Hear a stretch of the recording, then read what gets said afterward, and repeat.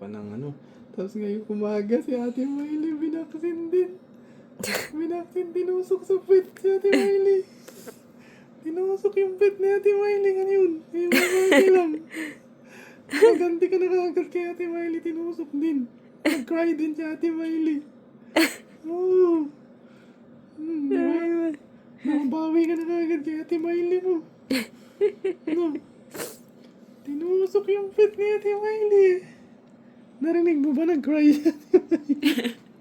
Nag-cry din si Ate Miley ngayong umaga. Diba ikaw kahapon, no? Nag-cry ka din. Ngayong umaga si Ate Miley nag-cry.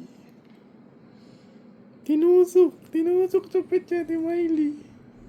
Pati si Hugo, kilala mo ba si Hugo? Si Hugo, ay sa labas. Si Hero, si Maki, si Nakikinig. Chanel. Tinusok din yung puwet nila ngayon ng injection. Katulad ginawa sa'yo. Oo. Di mo ba kilala yun?